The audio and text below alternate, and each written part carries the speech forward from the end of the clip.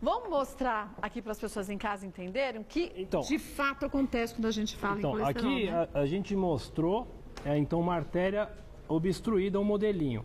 Aqui a gente vai mostrar um modelo com uma hiperampliação, onde eu tenho aqui esse amarelo representando a obstrução, e essas bolinhas vermelhas são as hemácias que transportam oxigênio para o corpo inteiro, né? E a gente está vendo a dificuldade das hemácias passando naquela obstrução. A gente tem um vídeo aqui, Kátia, que eu queria mostrar, que é muito legalzinho, onde é uma viagem por dentro das artérias. Ah, que legal. Tá? Então, aqui nós estamos vendo o corpo humano, o coração, e vamos ver dentro das artérias. E aí você vê os vermelhinhos são as hemácias, né, que transportam o oxigênio, e as bolinhas aí são os dois tipos de colesterol. O LDL, que a gente fala que é o ladrão, que obstrui as artérias, nós vamos ver como. E o HDL colesterol, que é o nosso bom colesterol, né, que faz a retirada das placas de gordura das artérias. Então imagina o seguinte, está todo mundo junto no sangue.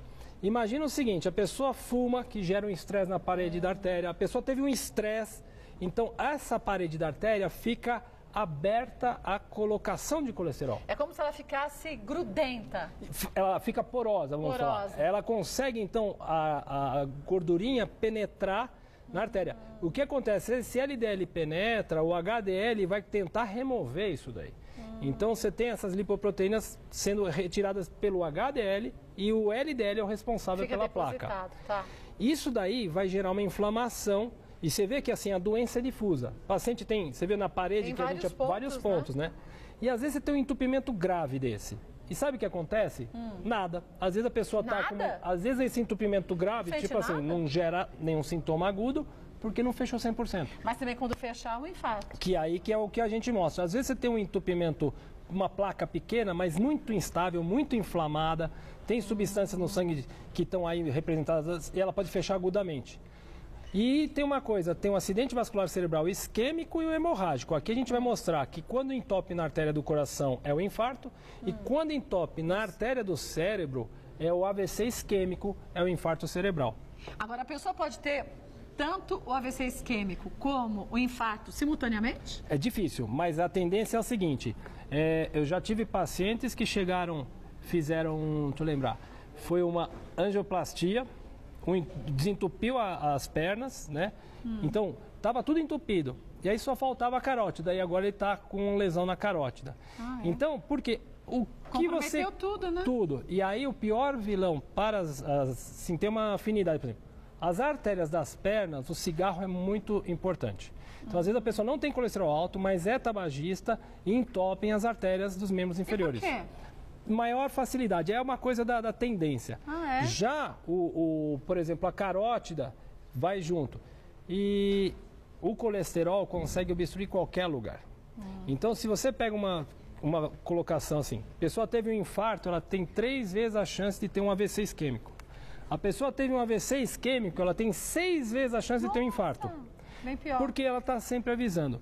E quando eu trato o tratamento para quem teve uma obstrução, para quem tem uma lesão grave, eu vou dar sempre da família da aspirina, pode ser aspirina ou outro equivalente.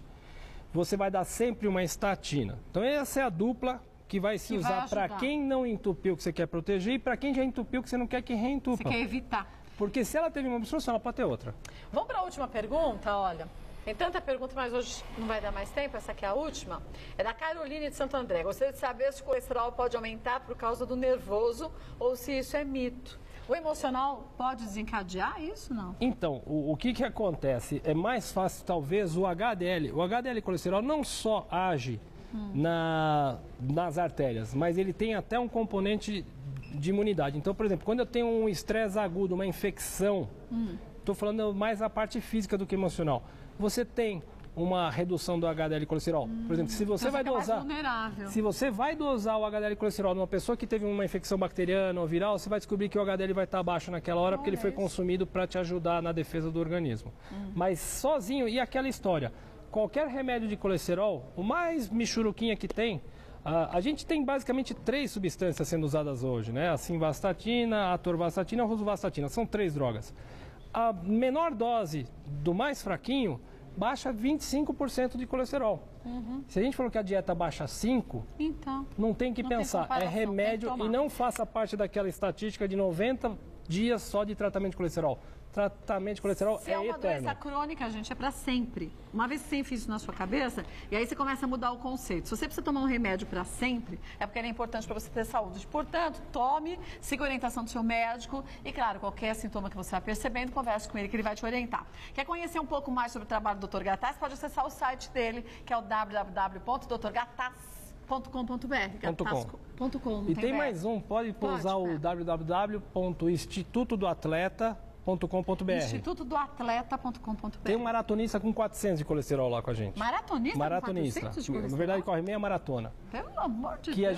Que é genética pura. Mas está com saúde, porque está tratando tá direitinho. Tomando remédio. Obrigada mais uma vez, viu? Prazer em revê-la. Vê se muda com o dia da consulta da mama, não, do dia 12 de junho. Não, é dia dos namorados, já está marcado. Já. É a última do dia ainda. Coisa terrível.